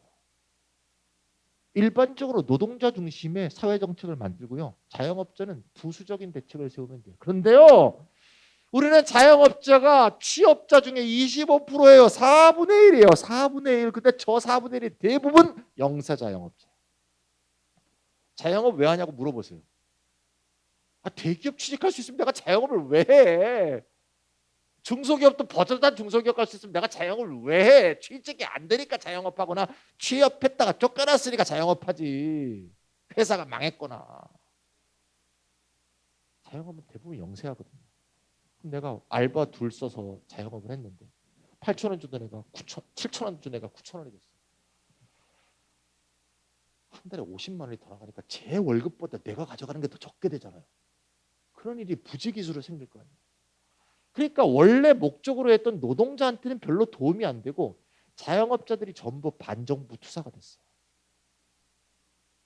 이 정부 뭐 하는 거야? 도대체 나는 왜 살기가 점점 어려워져? 최저임금 정책이 참 그게 문제라고. 최저임금 자체가 문제가 있는 게 아니고요. 저임금은 용납하면 안 되죠. 그러니까 어느 정도 최저임금 보장해야 되는데 이거는 최저임금만 혼자 하면 안 되고 여러 가지 정책 믹스를 해서 했어야 된다는 결론이 나오죠. 그럼 어떤 정책 믹스를 했어야 되느냐? 이거 넘어갈게요. 기본소득을 최저임금과 잘 정책 믹스를 했으면 도움이 됐을 것이다. 기본소득이란 말은 이름이 너무 쉬워요. 기본적 소득 그래갖고 뭔지 잘 모를 수가 있어요. 여러분들 2017년에 대통령 선거했죠. 2017년 대통령 선거했을 때 그 대통령 선거 후보 중에서 기본소득이라는 것이 정강정책 대통령 공약에 있었던 사람이 5명이나 돼요. 유승민, 안철수 등. 근데요 그 5명이 말하는 뜻이 다 달라요. 참 웃기죠. 그러니까 말이 쉬우니까 기본소득. 길거리 들어간 사람한테 물어보세요. 기본소득이 뭐냐 그러면 누구는 최저임금이라고 대답하고요. 누구는 생계비라고 그러고요. 다 대답하는 게 달라요. 제가 아까 말씀드렸지만 기본소득은 이미 저 사진은 1986년 사진인데요. 1986년부터 유럽에서 운동이 계속 있었고요. 우리나라는 2009년부터 시작됐어요. 2009년 기본소득 한국 네트워크 제가 거기 운영위원인데요. 그게 시작이 되면서 이 운동이 시작됐습니다. 기본소득 정의 한번 볼게요. 기본소득의 정의는 5가지로 되어 있어요. 볼게요. 모두 개인에게 정기적인 현금을 조건 없이 이게 기본소득의 5대 정의라고 합니다. 기본소득의 5대 정의. 모두에게 준다. 이게 이제 중요한 건데요. 누군 주고 누군 안 주고 이게 아니고 다 준다. 이게 굉장히 중요합니다. 다 준다. 두 번째는 개인에게 준다. 여러분들 개인에게 주는 거의 반대말은 뭘까요? 개인에게 주는 거의 반대말? 집단이라 그러시면 안 돼요. 집단한테는 줄 수가 없어요. 보통 복지자들은 개인한테 안 주고 누구한테 주죠? 가족한테 줍니다. 가족. 이런 걸 사회복지학에서는 가구라 그래요. 가구. 가구 단위로 주지 않고 개인 단위로 준다. 여러분들 작년에 1차 재난지원금 모든 국민이 다 받았습니다. 얼마 받았는지 기억나세요? 1인 가구 40만 원, 2인 가구 60만 원, 3인 가구 80만 원, 4인 가구 100만 원, 6인 가구 100만 원, 8인 가구 100만 원, 20인 가구 100만 원. 20인 가구는 없겠지만 들어보니까 좀 이상하죠. 1인 가구면 40인데 4인 가구면 100이니까 1인당 25예요. 이럴 때 좀 기분이 나쁘지. 아니야 우리나라 안 그래도 인구 소멸인데 내가 자식 좀 낳았다고 난 돈을 깎냐? 마누라하고 이혼하고 애새끼들 전부 다 독립시키면 40, 4개 받겠네. 이런 생각 안 들어요? 그런 생각 들지 않아요. 더 황당한 건 내가 할아버지 할머니 모시고 산다고 나한테 날 처벌해? 이런 생각하는 사람이 굉장히 많아요. 보통의 복지수당이 가구 단위로 돼 있기 때문이에요. 근데 그렇게 아니고 개인 단위로 되는 거야. 개인 단위로 되면 어떻게 되냐? 재난지원금이 개인 단위가 되면 어떻게 되냐? 여러분은 직접적으로 납니다. 여러분 통장. 아버지한테 해서 아버지한테 아버지 주셨어요? 25만 원 주셨어요? 안 주시죠? 안 주잖아, 그거. 근데 개인 단위로 주면 당신한테 직접 줍니다. 대전시 대덕구에 어린이 용돈 수당이라는 걸 해요. 어린이한테 조그마한 돈을 매달씩 주자. 모든 어린이에게 정기적 현금을 조건 없이. 제가 거기 공청회 갔거든요. 거기 있는 교육자들이 하고 이제 같이 앉아서 토론했는데 교육자들이 다 반대해요. 왜 반대하면 애들한테 돈을 주면 애들이 그 돈을 나쁜 데 쓸 수 있다는 거예요. 그래서 내 차례가 왔어. 그래서 내가 그 사람들한테 물었어. 아니 교장 선생님 애가 몇 살이세요? 애가 중학생이래. 용돈 주세요? 준대. 용돈 왜 주세요? 용돈을 어디 쓸지 물어보셨어요? 어디 쓰는지 확인해 보셨어요? 안 확인한다. 왜 확인 안 하세요? 나쁜 데 쓰면 어떻게 해요? 담배 피지 않을까요? 술도 먹지 않을까요? 그러니까 그 교장 선생님이 그러더라고요. 그거는 지가 알아서 해야죠. 그거잖아요. 어린이한테 중학생한테 돈을 줄 때 잘못 쓰고 시행착오가 있더라도 이거를 쓰면서 발전하고 성장하기를 바라면서 주는 거잖아요. 믿고. 아니 왜 사적 용돈은 그렇게 주시면서 공적 용돈에 대해서만 시비를 거세요? 왜? 사적 용돈도 받지 못하는 애를 생각하면서 공적 용돈을 주자고 생각한 거거든요. 대덕구 구청장이. 그런데 그때 받아야 될 가난한 사람만 선별해서 주게 되면 그 사람 걔네들이 모욕감을 느끼겠죠. 예를 들면 여기만 딱 줘갖고 여긴 안 줘. 넌 살만하잖아. 넌 받지 마. 너만 줘. 그렇게 되면 애들이 어떻게 하겠어? 에이 어린이 용돈 받는 새끼, 어린이 용돈 받는 새끼 이러겠죠. 그러니까 모두 줘야 된다고 그냥. 그러면 다 받는 권리니까 선별이 안 되니까 모욕감도 안 느끼잖아요. 효과는 어떻게 된다? 사적 용돈이 없는 애들이 용돈이 생긴다는 거예요. 삶이 달라진다는 거예요. 먹고 싶어 떡볶이도 사 먹을 수 있고 그런 거 있잖아. 왜 뭐 사고 싶었던 무슨 뭐 살 수 있고 게임도 하면 게임은 나쁜가? 다 살아가는 삶이야 그게. 게임만 다 게임 중독이 되는 것도 아니잖아요. 그럼 어른들은 다 술 중독 돼야게. 어른들 술 마음대로 먹으면 왜 다 술 중독 아니에요? 그렇지 않다는 거죠. 모든 개인에게 정기적 현금 조금씩 여기서 중요한 걸 알 수 있어요. 기본소득은 그래서 어떻게 되죠? 아까 최저임금 올리면 어떻게 돼요? 자영업자는 소득이 줄고요. 알바 노는 난 소득이 늘어요. 근데 기본소득은요. 뭐라고요? 모두에게 주는 거예요. 그러면 모두 10만 원씩 주면 자영업자도 10만 원, 노동자도 10만 원, 알바 노동자도 10만 원, 어머니도 10만 원, 아동도 10만 원, 애도 10만 원. 그럼 애들은 어떻게 할까 하는 것은 국가마다 정책이 조금씩 달라요. 뭐 12세 이하는 뭐 부모한테 그 후견자에게 준다 이런 얘기도 있고요. 뭐 8세 이하는 후견자가 주도록 한다. 이런 여러 가지 조치를 취하면 되겠죠. 그거는. 근데 이제 중학생 이상은 직접 주는 식으로 얘기가 많이 되고 있습니다. 이게 기본소득인데 기본소득을 최저임금하고 같이 믹스했다면 소득주도 성장이 성공했을지도 몰라요. 소득주도 성장이 완전히 실패한 정책입니다. 하다가 중단한 거 아까 보셨죠? 19%, 17% 하다가 2%, 1% 했다는 건 나 포기했어 이 말이에요. 중요한 문재인 대통령의 공약이 그냥 망했습니다. 참 안타까운 얘기입니다. 어쨌건 우리나라 얘기니까요. 넘어가고요. 네. 기본소득 지지자는 누군가한테 좀 기본소득 얘기를 많이 할 수는 없고요. 오늘 간단히만 보겠습니다. 기본소득 지지자는 몇 명만 한번 뽑아왔습니다. 이 사람입니다. 마틴 루터 킹 목사. 유명한 인권운동가죠. 네. 이 사람은 흑인 인권운동하다가 죽은 게 아니고요. 기본소득 운동하다가 돌아가셨어요. 네. 두 가지 요구를 했는데요. 이 사람이 흑인 인권운동을 하다가 가만 보니까 흑인이 못 사는 게 흑인이라서만이 아니라 흑인도 잘 사는 사람이 있고 못 사는 사람이 있고 백인도 못 사는 사람은 흑인과 진배 없다는 걸 알게 됐어요. 그래서 두 가지 요구를 했어요. 하나는 집을 달라, 기본소득을 달라. 이 두 가지 요구를 딱 걸고 미국 전체를 순회해서 지지자를 모은 다음에 워싱턴 국회의사당 앞에다가 텐트를 치는 게 원래 계획이었어요. 집을 줄 때까지. 마틴 루터 킹 같이 유명한 사람이 하면 나라에 큰 엄청난 영향력을 미치겠죠. 처음 돌기 시작한 남부에서 총 맞아서 갔어요. 미국 무서운 나라예요. 워싱턴 근처까지 오도록 내버려 두질 않아요. 더 놀라운 것은요. 기관단총으로 쐈는데요. 쏜 사람들이 다 흑인이에요. 그거 쏘라고 시킨 사람도 흑인일까요? 무서운 거예요. 그 백인이 총 쏴봐. 흑인 폭동납니다. 흑인한테 돈 주서 하게 하는 거예요. 그런 거 보면 참 슬프죠. 마틴 루터 킹이 기본소득 지지자인 거 잊지 않겠죠? 저거 하다 돌아가셨구나. 두 번째, 잘 모르시겠죠? 철학자입니다. 20세기 유명한 버트랜드 러셀이라는 철학자. 세 번째는 아실 거예요. 그 사람 20세기 최고의 물리학자 스티븐 호킹. 이런 사람들이 기본소득 지지자입니다.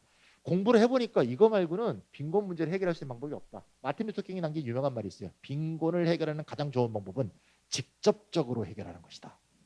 유명한 마틴 루터 킹이 말이에요. Directly. 직접적이라는 건 직접 현금을 주는 게 유일한 해결책이다. 다른 거 해봤자 다 실패했다. 이런 걸 이제 얘기하는 거죠. 최근 사람 볼게요. 최근 사람, 살아있는 사람.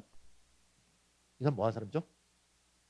페이스북 창업자 마크 주커버크, 일론 머스크, 이 사람이 말 한마디 하면 갑자기 코인이 떴다 죽었다 껐다 죽었다 하죠.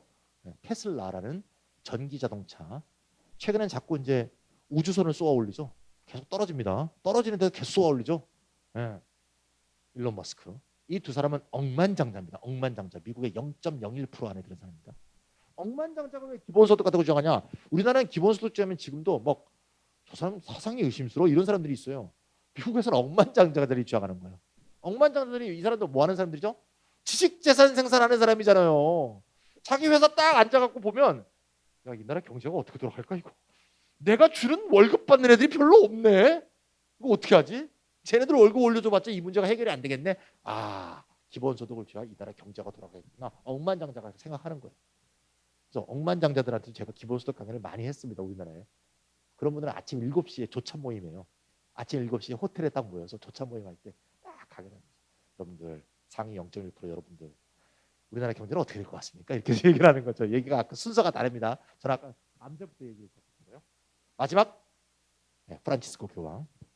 프란치스코 교황이 작년에 행복으로 가는 더 나은 미래를 향한 길이라는 책을 작년 12월에 썼어요.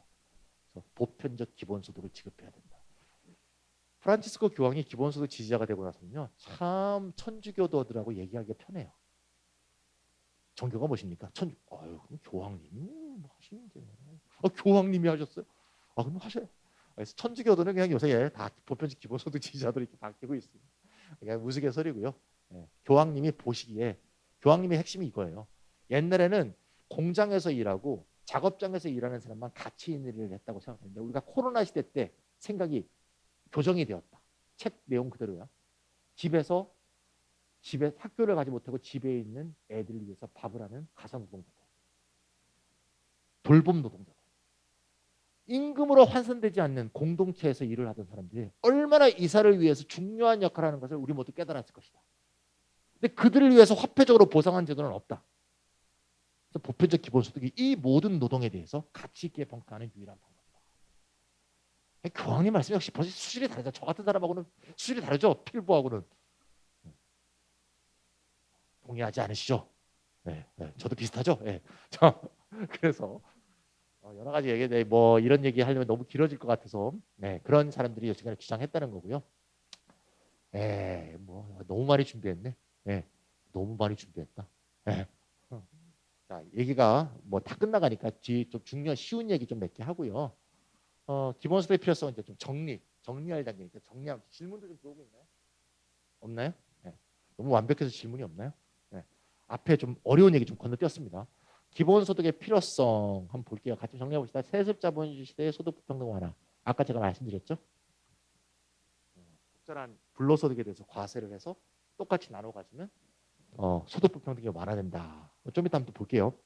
두 번째, 플랫폼 중심. 플랫폼이라는 게 지식재산 생산을 하고 있는 곳입니다. 뭐 구글, 페이스북 이렇게 플랫폼이죠.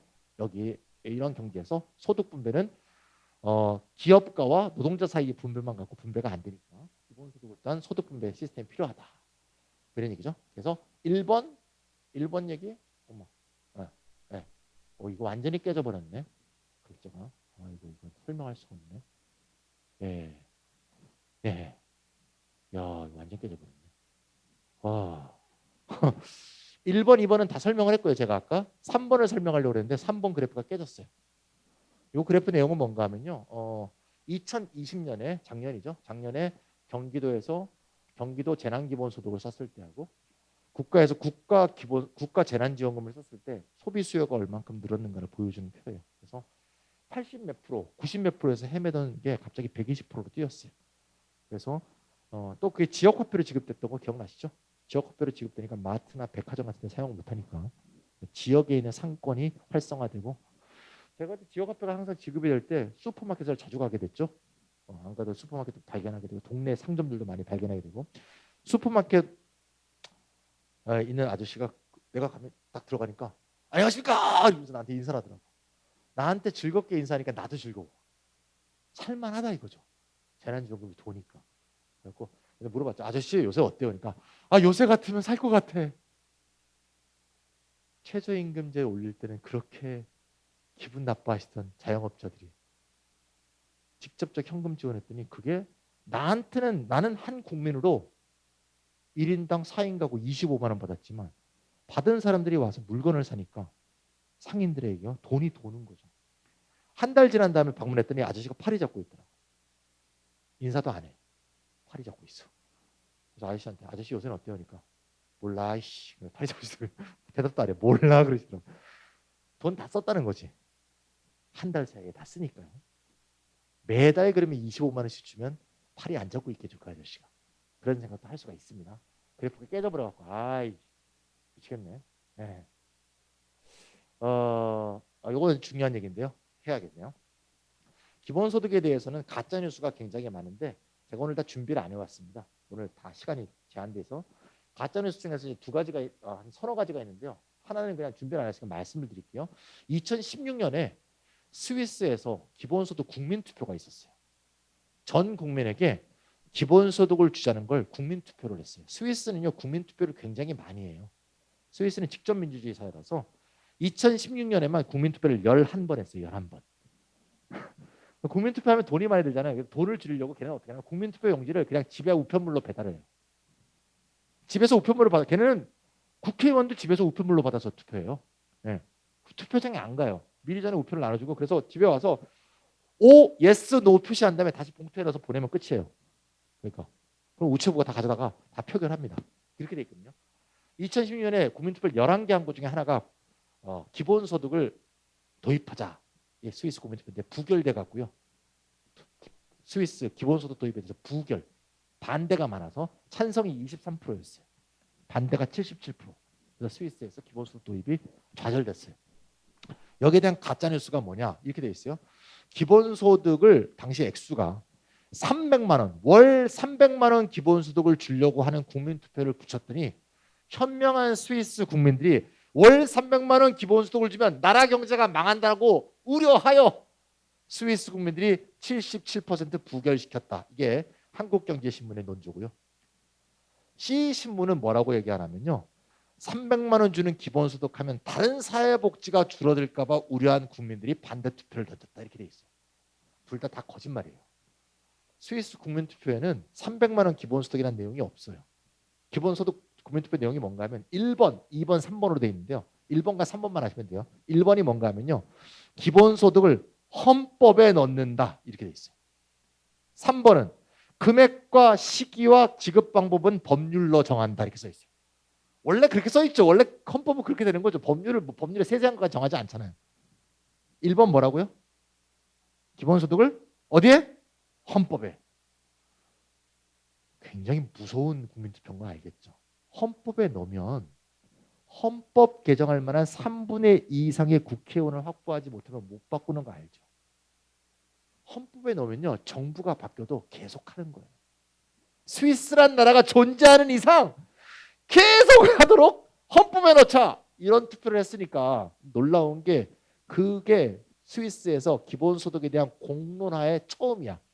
기본소득 공론화 시작을 헌법에 넣자고 했어요. 정말 무리한 국민투표 시도입니다. 청년들이 했어요. 여러분 같은 청년들이.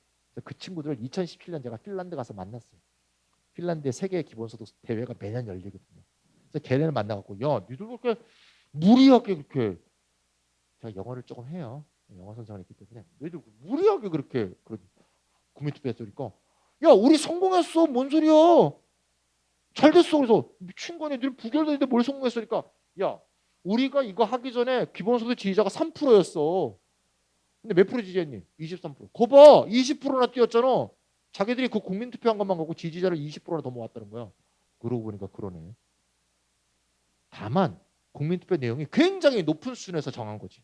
지금 우리가 기본소득 논의가 정부의 정책으로 하냐 마냐 이거 갖고 논의하고 있잖아. 걔네는 헌법으로 하자고 한 거예요. 그러니까 당연히 부결됐지. 나라도 부결하겠다. 논의가 불충분하니 일단 부결시키자. 이게 스위스 국민의 생각이었어. 헌법에 넣는 걸 그렇게 몇 달 토론해서 정하면 돼. 앞으로 한 몇십 년 정도 토론을 더 하자고 헌법은 이렇게 한 거예요. 두 번째 하나는 더 말씀드리면 핀란드 있어요. 핀란드 좀 말씀드렸죠. 핀란드는요 17년, 18년, 2년 동안 기본소득 실험을 했어요. 요거는 워낙 신문에 많이 났기 때문에 오히려 이런 얘기를 하는 게 좋을 것 같아요. 좀 어려운 얘기 하는 거니까. 핀란드는 우리 알다시피 복지국가잖아요. 복지국가는 어떤 데인가 하면요. 가난해서 굶어 죽는 사람은 없는 게 복지국가예요. 폐지 줍는 사람은 절대 없어요. 거기 볼 수가 없어요. 깡통 이렇게 모아갖고 서울에는 그런 사람들이 너무 많아요. 저는요 화목 일에 그 분리수거 내게 돼 있거든요. 언제 내게 돼 있어요? 저녁 6시 이후에 내게 돼 있어요. 저는 6시 이후 안 내고 3시에서 6시 사이 내요. 왜? 6시 이후에 되면요 회사가 가져갑니다. 서울시하고 마포구하고 계약한 3시부터 6시 사이에는 할아버지 할머니들 와서 수거해 가요. 그거 갖고 먹고 사시는 거거든요. 2만 원, 3만 원. 심지어 그중에 어떤 할머니는 내가 알아요. 할머니 막 불러요. 할머니 여기다 병 많이 모아놨어요. 병 한 200개 모아갖고 드리거든요. 병이 값이 많이 나가요. 소주병 30원 뭐 맥주병은 몇백 원 해요.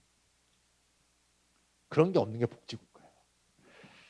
자, 여러분들 그 회사를 다니다가요 잘렸어요. 그럼 뭘 받죠? 실업급여란 걸 받아요. 학생들은 안 받아봤으면 모르지만 어르신들은 다 아실 거예요. 실업급여를 받습니다. 우리나라는 실업급여를 몇 개월까지 주냐면요 최장 9개월까지 줘요. 그것도 많이 는 거예요. 9개월까지 받는 사람은 내가 못 봤어. 왜? 굉장히 오래 일했어요. 9개월 받거든요. 보통 3개월, 4개월, 5개월 받아요. 그럼 9개월까지 받았어요. 9개월 뒤에는 어떻게 해야 돼요? 다시 일을 구해야 되죠. 못 구하면요. 굶어야 되죠. 실업급여제도가 원래 그런 거예요. 야, 9개월 되기 전에 빨리 일 구해라. 9개월 뒤에는 바로 구해라. 이 얘기예요. 일자리가 점점 줄어들고 있는 거 아까 보셨죠? 4차 산업혁명 지식재산 생산은요 점점 일자리가 줄어들어요. 그럼 복지국가는 어떻게 할 것 같아요?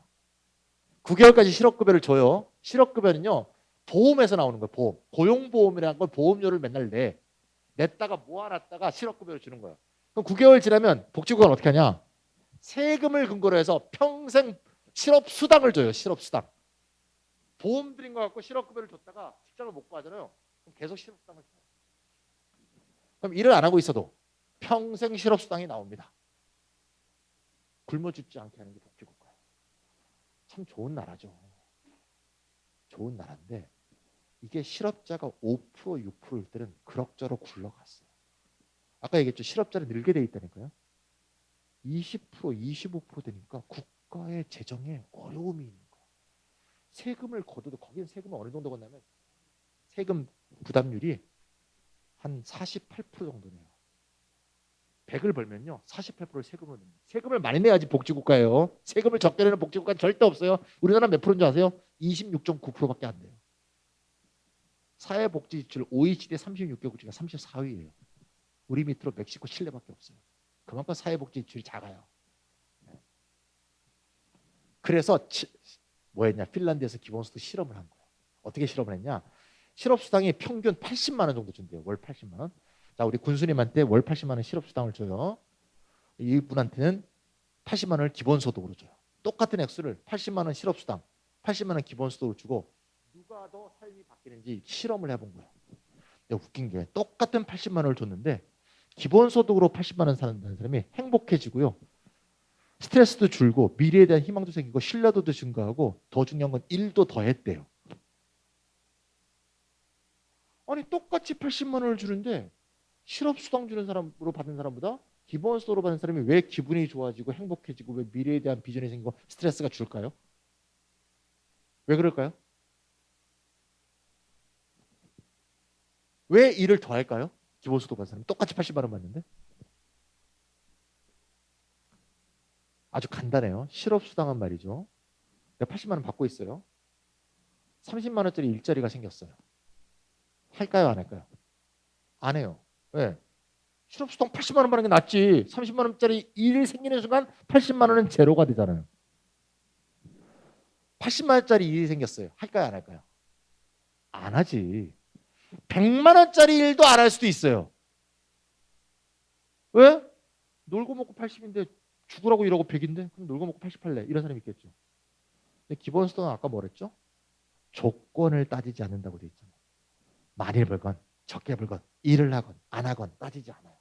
근데 80만 원 기본수당을 받고 있다가 30만 원짜리 일자리 생겼어. 하건 말건 내 마음이야. 해도 80만 원 기본수당은 깎이지 않아. 만약에 하면 나의 총소득은 얼마? 110. 80만 원짜리 일자리 생겼어. 안 해도 돼. 근데 하면 내 총소득은 160.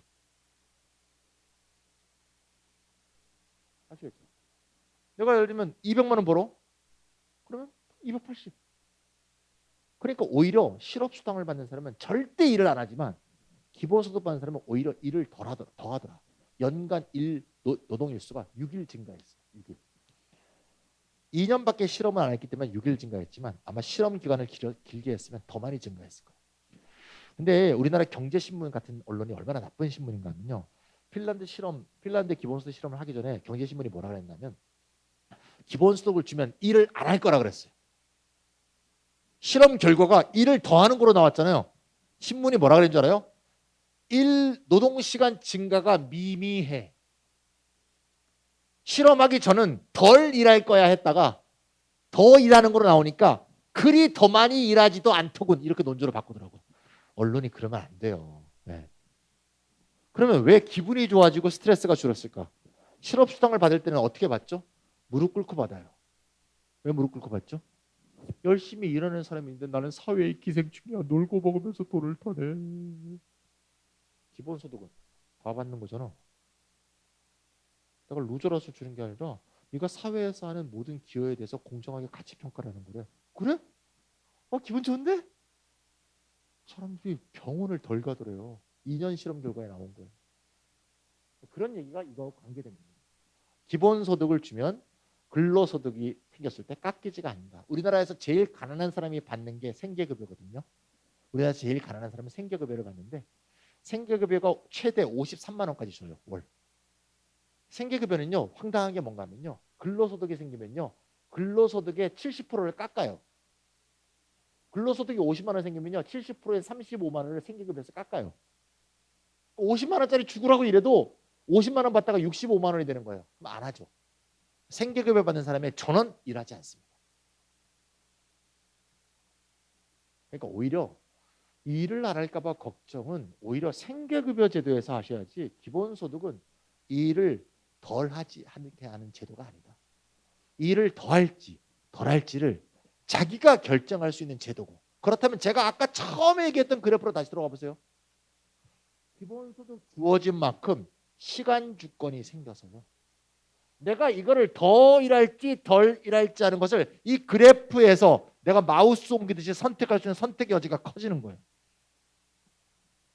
사회가 더 일하는 방향으로 움직일지 덜 일하는 방향으로 움직일지를 알 수 없지만 이거를 스스로 선택할 수 있는 시간 주권이 늘어가는 길이 기본소득 말고는 없다는 게 최근의 경제적인 어떤 연구의 결과예요. 그래서 원래 시간 주권 얘기가 기본소득하고 그렇게 연결이 된다. 실제로 핀란드에서도 그런 게 입증이 되었다라는 말씀을 드린 거고요. 그래서 기존의 복지제도는 실링, 천정을 정해서 너 50만 원 내에서 살아. 천정을 정하는 건데 기본소득 때는 밑에 그라운드를 까는 것이다. 밑바탕을 깔아놓으면 그 밑바탕보다 더 올라가는 것은 개인의 여가, 소득, 선택 모형에 따라서 개인이 결정할 문제다. 이렇게 볼 수가 있습니다. 주로 제가 이제 쭉 말씀을 드렸는데요. 질문이 하나 올라온 게 있기 때문에 여기 떴으니까 질문 한번 볼게요. 장성도 국민 모두에게 재난지원금을 1인당 10만 원씩 지역화폐로 지급하였습니다. 아유 훌륭합니다. 예. 이게 그거예요. 모든 개인에게 묻지도 따지지도 않고 조건 없이 현금을 지급하는 거. 뭐 하나만 기본소득과 다르죠? 정기성이 없다. 이것만 다른 거예요. 요거를 정기적으로 하게 되면 제가 아까 얘기했잖아요. 25만 원 아까 재난지원금을 매달 하게 되면 팔이 잡을 일이 없다. 그래서 지급하였다. 이것이 중요한 일이고요. 이렇게 되면은 받는 사람이 부유와 가난으로 나눠지지 않기 때문에 모욕이라든가 내가 선별당한 가난한 사람이다 이런 그런 게 없는 거죠. 소득 불평등 해소를 위해서 지역 정부가 먼저 해야 될 일은 뭐냐? 지역 정부가 해야 될 일 정말 많죠. 네. 저는 이 현금 지급, 기본소득 지급이나 재난지원금 지급이 굉장히 중요하다고 생각하고요. 근데 현금 지급만 갖고 모든 문제가 다 해결된다고 생각하지는 않습니다. 네. 실제로 사회복지는요 크게 세 가지로 구성되는데요. 사회복지는 세 가지로 구성되는데 하나는 보험이에요. 보험. 그걸 사회보험이라고 합니다. 우리나라에 무슨 보험이죠? 네 가지 보험이 있죠. 4대 보험. 4대 보험 학생들이 잘 모르겠지만 국민연금, 건강보험, 고용보험, 산재보험 이렇게 4대 보험이 있어요. 영화 옥자 보셨어요? 학생들 옥자? 동물 돼지를 막 싣고 가는 차를 막 트럭이 따라갑니다. 트럭 막 따라가는데 트럭이 터널에서 못 따라가게 됩니다. 그러니까 옆에 따라가러 간 놈이 야 빨리 쫓아가 그랬더니 걔가 문을 탁 나가면서 뭐라 그래요? 안 가 이씨. 그래서 야 빨리 따라가 그러니까 에이씨 욕 나옵니다. 욕하면서 난 사대보험도 없는데 그러면 내리잖아요. 우리나라 트럭 운전사들이 노동자가 아니에요. 네. 이른바 특수고용 노동직이라고 하는데요. 다 자영업자로 돼 있어요. 사대보험을 못 듭니다. 자영업자는 사대보험을 다 들어야 전액을 다 내야 되거든요. 노동자는 반액만 내요. 기업에서 반, 노동자가 반을 내거든요. 사대보험이 있고요. 그럼 두 번째가 현금 지급 정책이 있어요. 아까 같은 생계급여. 세 번째가 사회 서비스로 구성됩니다. 사회 서비스는 돈이 아니고 서비스나 물건이죠. 아까 얘기했던 수영장 저런 게 다 사회 서비스입니다. 그래서 저는 보험 문제는 지역 정부가 해결할 수 있는 문제가 아니고요. 두 가지 문제. 현금 지급 정책하고 사회 서비스 정책 이 두 가지가 지역 정부가 늘려야 될 지역을 발전시키고 지역의 국민들이 삶을 개선하는 게 제일 중요한 것이다. 그래서 재난지원금뿐이 아니라 이렇게 다양한 현금 지급책을 좀 더 강구할 필요가 있어요. 이게 지역이 스스로 이거 연구할 수 있는데요. 지금 지방에서는 여러 곳이 있는데 어떤 경우는 이제 어민들이 있는 경우에는 어민들이 하는 어장에서 나온 수익 갖고 그 어떤 군이라든가 면에 배당하는 이런 것도 하고 있고요. 근데 군 내에서 어떻게 수익 사업 같은 걸 만들 수 있으면 그 수익 사업 같은 수익 같은 걸 국민 전체에게 배당하는 그런 게 가능합니다. 예를 들면 말이죠. 제주도 같은 경우가 우리나라에서 제일 생수가 많이 파는 게 삼다수거든요. 제주 삼다수. 제주 삼다수는 제주 환층에 있는 물을 끌어다가 제주 특별 공사가 있어요. 공기업을 만들어 놓고 그 물을 가져다가 팝니다. 그 물을 발굴해서 가공해서 제품으로 만드는 거는 그 기업이 한 거니까 기업의 수익으로 하는 게 맞아요. 근데 원래 물이라는 자원은 제주도민 전체의 것이거든요. 물 사용료를 안 내고 있거든요. 제주특별공사가. 그걸 저희는 공유부라고 하는데요. 공유부. 우리 모두가 같이 갖고 있는 부다. 그래서 원래 안반수 자체는 실제로 공유부니까 여기에 대한 수익금의 일부는 도민에게 이렇게 현금으로 돌려주는 게 옳지 않을까 생각을 해요. 그래서 예를 들면 태양열 발전도 있는데요. 지금 태양열 발전이 문제가 많은 게 개인이 막 농지를 사갖고 농지 한가운데다가 막 태양열 발전한다든가 호수를 사갖고 호수에다가 막 태양열 발전을 깔거나 굉장히 미관을 해치고 있거든요. 그거보다는 군 단위라든가 시 단위에서 그 도로변이라든가 유유지라든가 이런 식의 또는 공유지 같은 게 있습니다. 이게 사유지가 아닌 거. 거기에다가 태양열판을 깔고 그 수익을 도민에게 배분할 수 있는 어떤 사업적인 이익 근거로 삼으면 어떨까? 그런 식으로 현금 지급의 다양한 방법들을 군수님이나 모든 분들이 이렇게 고민해 주면 좋을 것 같고요. 아까 얘기했던 사회 서비스도 매우 중요하다. 사회 서비스는 제일 중요한 게 세 개입니다. 아까 말씀드렸던 의료, 교육, 그다음에 문화. 지금 보니까 문화적인 측면에서 진짜 장성군이 제가 어디 갔던 데보다 진짜 노력을 많이 하고 계신 것 같아요. 군이 상징 색깔을 갖고 있는 군은 처음 봤습니다. 제가.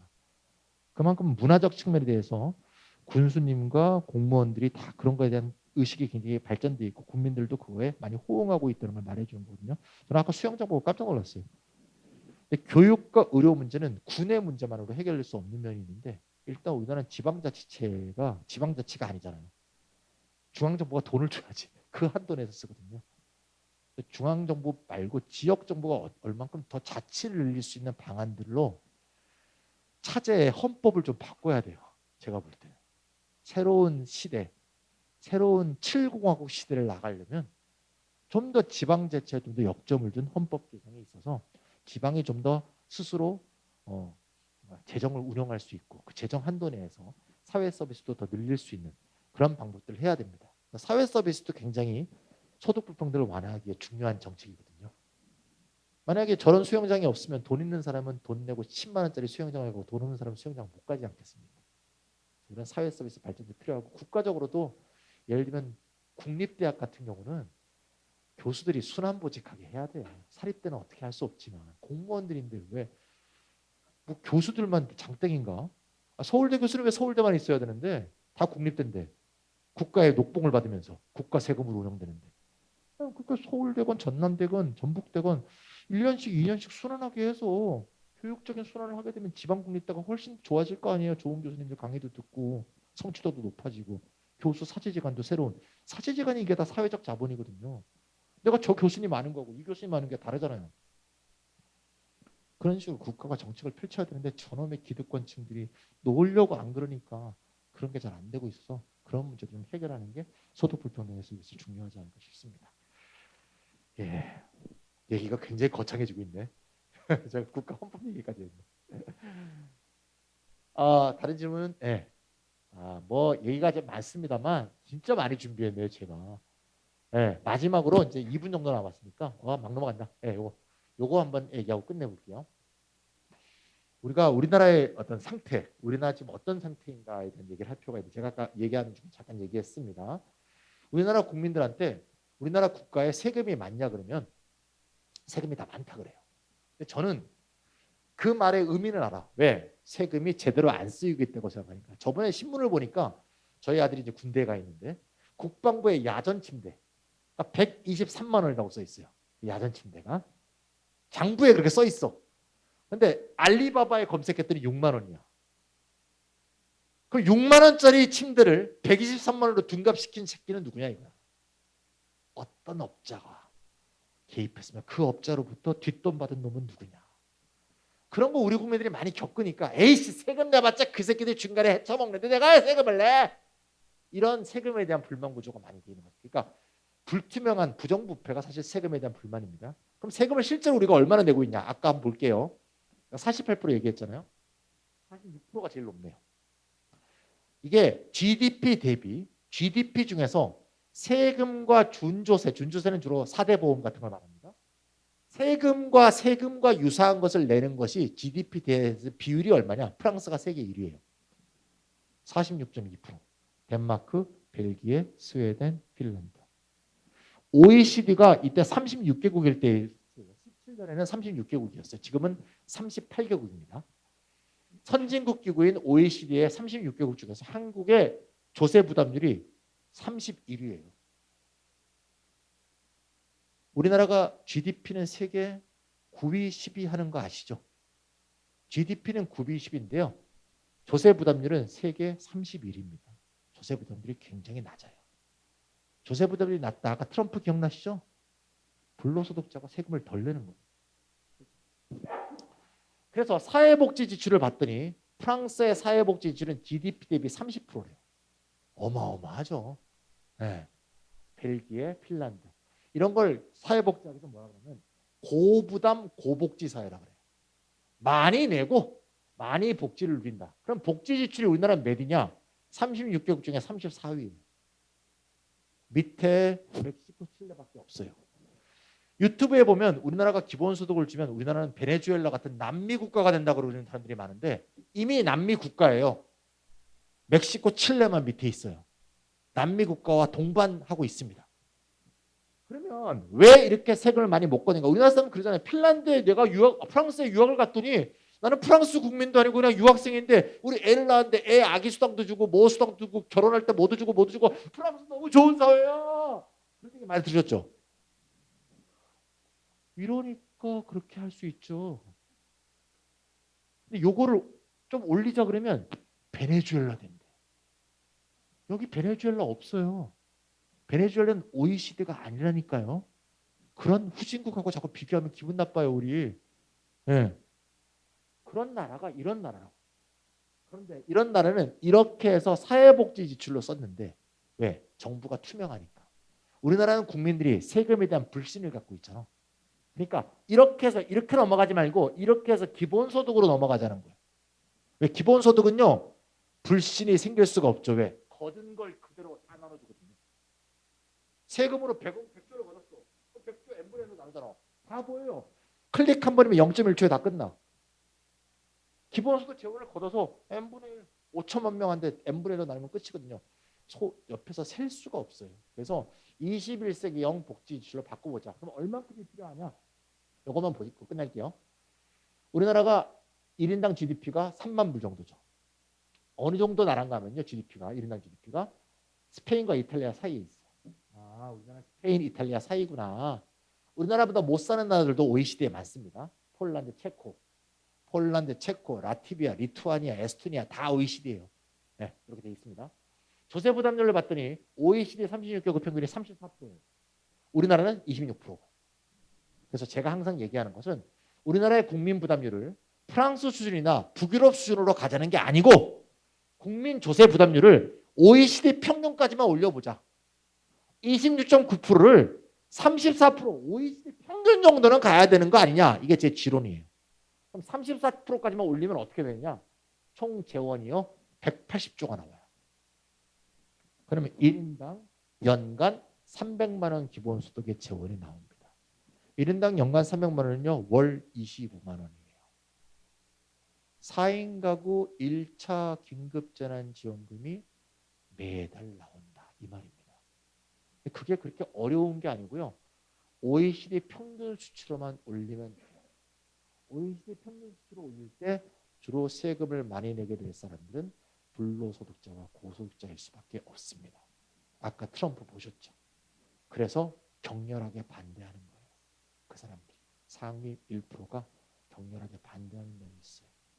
그런 부분을 국민들이 좀 알고, 제가 항상 얘기하는데 KBS에 저 좀 출연하게 해주세요. 그러면 국민들과 대화하면 훨씬 좋을 것 같다는 생각이 드는데, 그래서 그렇게 좀 세상을 바꿔나가면 소득 불평등을 완화하는 데 크게 도움이 될 것이고, 이 제가 서울에 살고 있지만 서울의 지하철 제가 탈 때마다 느끼는데 이게 사람 사는 게 아니다. 서울의 과밀도 많이 해소할 수 있고 이런 식의 세상을 바꾸는 방법이 되지 않을까 생각을 합니다. 그래서 기억을 하세요. 우리나라의 조세 부담률을 누구 수준? 폴란드, 체코 수준으로 바꾸자라고 김찬희가 주장하더라. 폴란드, 체코. 폴란드, 체코만큼만 세금 냅시다. 프랑스, 북유럽 말고. 그리고 기본소득을 지급받고 이걸 갖고 어떻게 쓸까 하는 거는 경제가 그렇게 굴러갈 것이다. 이렇게 얘기 드리고 싶어요. 시간이 원래 예정됐던 시간을 5분 추가했습니다. 이 정도만 제가 말씀 마치도록 할게요. 감사합니다.